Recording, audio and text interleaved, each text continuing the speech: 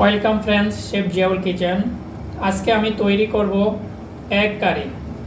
Egg কারি তৈরি করার জন্য আমি প্রথমেই 6 পিসেস এগ সিদ্ধ করার জন্য রেডি করে নিচ্ছি। পানিতে রেখে দিলাম 6 পিস এগ, সাথে ঢেলে দিলাম সামান্য পরিমাণ লবণ এবং কিছু ভিনেগার।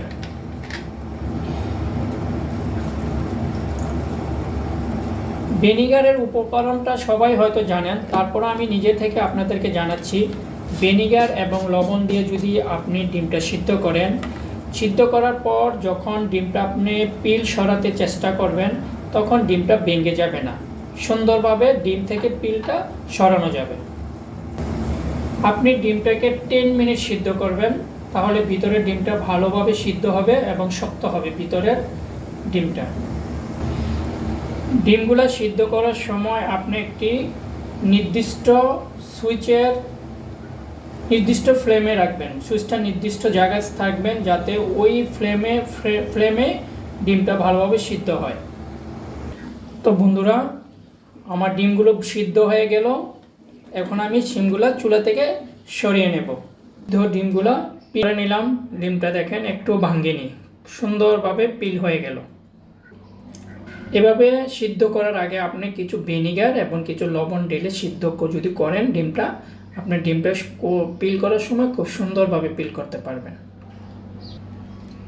বন্ধুরা দেখো, আমি 6টা ডিম সুন্দরভাবে সিদ্ধ করে পিল করে নিলাম। একটা ডিমও আমার। এখন আমি কিছু তেল ঢেলে দিলাম, মিক্স করে নিলাম সামান্য হলুদের গুঁড়া, করে দিলাম সামান্য লবণ, অ্যাড করে দিলাম সামান্য মরিচের গুঁড়া, মিক্স করে নিলাম। আমি ঢেলে দিলাম ডিমগুলো। বন্ধুরা, ঢেলে দিলাম পরিমাণ মতন অয়েল।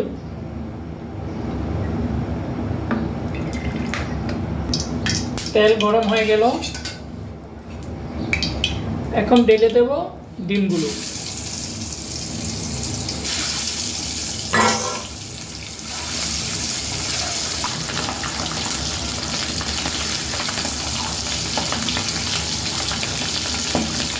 গরম তেলে মশলা মাখানো ডিমগুলো আমি ফ্রাই করছি।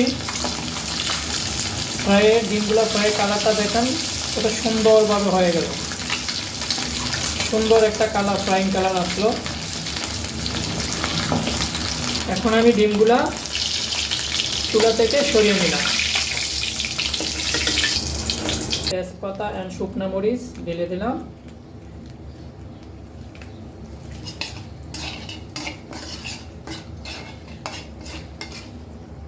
এখন ঢেলে দিলাম কিছু পাঁচফোড়ন। পাঁচফোড়ন তো সবাই আমরা চিনি, এটা ফোড়ন হয়ে গেল। এখন ঢেলে দিলাম কিছু অনিয়ন।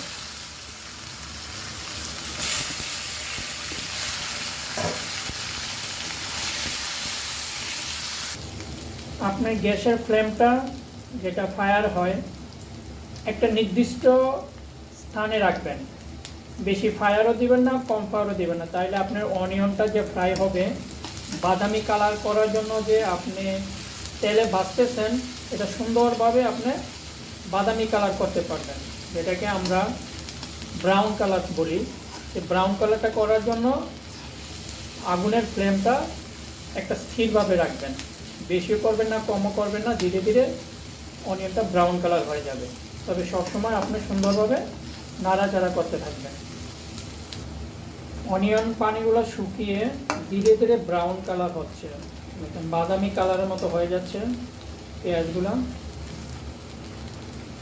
এইভাবে না রাখেন, তাইলে আপনার অনিয়নটা ওনার ধর্ম অনুযায়ী চলে। দেখেন ব্রাউন কালারটা ভালো ব্রাউন কালার হয়ে গেল। আমি ঢেলে দিলাম টমেটো, একই সাথে ঢেলে দিলাম গ্রিন চিলি।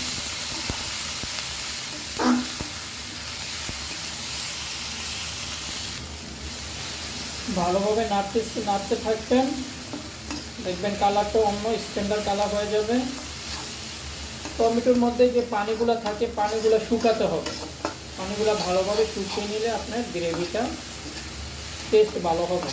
পানির মধ্যে যদি আপনি অন্যান্য ইনগ্রিডিয়েন্টগুলো ঢেলে দেন, অ্যাড করে দেন, তাহলে টমেটোর যে পানিটা পানি টেস্ট লাগবে।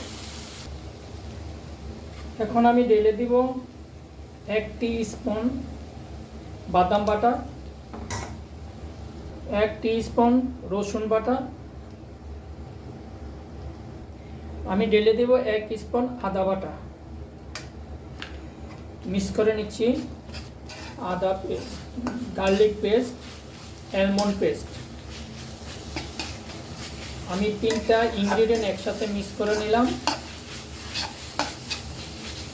হালকাভাবে কুক করে নিলাম। সল্ট, পরিমাণ মতন জিরা পাউডার, এবার আমি অ্যাড করে দিলাম কোরিয়ান্ডার পাউডার, এখন দিলাম চিলি পাউডার, এখন ডাললাম টারমারিক পাউডার, হলুদের গুঁড়া, গরম মশলা, ঠান্ডা মশলা, সব ধরনের মশলা আমি অ্যাড করে দিলাম। এখন আমি নাড়বো, মিক্স করে নিচ্ছি। আলহামদুলিল্লাহ, গ্রেভিটা দেখতে চমৎকার লাগতেছে। আপনার চুলার ফ্লেমটা যদি ঠিক মতন কন্ট্রোলে রাখা, যদি সব ইনগ্রিডিয়েন্টগুলো ঠিকভাবে দিয়ে যদি আপনি ঠিকভাবে নাড়াচাড়া করতে পারেন, তাহলে কালারটা ঠিক এত সুন্দর হবে। আমি আগেই কেটে রেখেছিলাম কিছু পটেটো, ওয়েজেস স্টাইল। এই ধরনের পটেটোকে ওয়েজেস বলে, যে 3টা মাথা নিয়ে কাটা হয়, এই পটেটোগুলোকে ওয়েজেস বলে। এগুলো আমি অ্যাড করব ডিম কারির জন্য।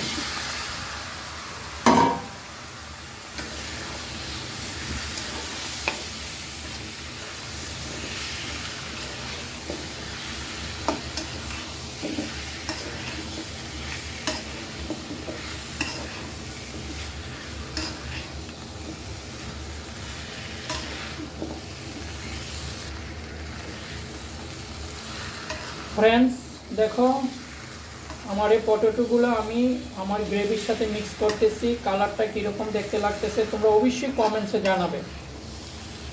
আমি যদি তোমাদেরকে বলি ছোটোভাবে, আমি দুবাই থেকে কাজ করেছি 18 বছর। ইন্টারন্যাশনাল হোটেলগুলোতে 5 স্টার প্রত্যেকটা হোটেলে কাজ করছি। আমার নিজের একটা ছোট কালিনারি ইনস্টিটিউট আছে এখন, যেটার নাম শেফ জিয়াউল কিচেন।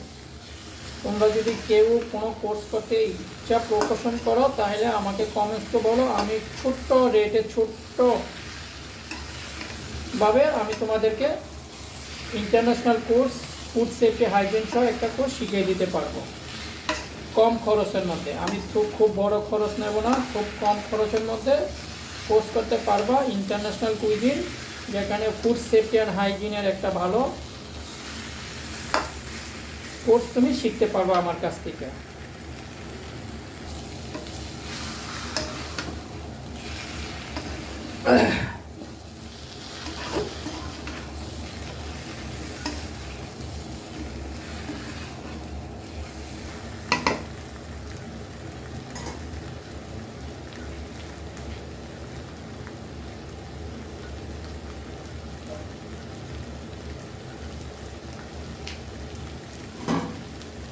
বন্ধুরা, সময় এলো পানি ঢেলে দেওয়ার জন্য। আমি পানি ঢেলে দিলাম। আমি সবসময় আমার যে খানার মধ্যে পানি ঢালার দরকার হয়, আমি সবসময় গরম পানি ঢালি। আমি কখনো ঠান্ডা পানি দিয়ে খানা বানাই না। আমি যখনই কোনো ডিশের জন্য আমার পানির প্রয়োজন হয়, আমি সেই ডিশেতে সবসময় গরম পানি ঢালি। আমি ঠান্ডা পানি দিয়ে কখনো খানা বানাই না। ঠান্ডা পানি দিয়ে যদি শুরুতে স্টার্ট করি সেটা ভিন্ন কথা, কিন্তু যখন পানির প্রয়োজন হয় সেই প্রয়োজনীয় পানি আমি গরম পানি দিয়ে, এ পর্যায়ে আমি আমার এই ডিশ আলু পটেটো ডিমের সাথে রান্না করার জন্য যেই গ্রেভি তৈরি করতেছি সেটা কিছুক্ষণের জন্য। বন্ধুরা দেখুন তো গ্রেভির কালারটা কেমন লাগছে আপনাদের কাছে, দেখাবো।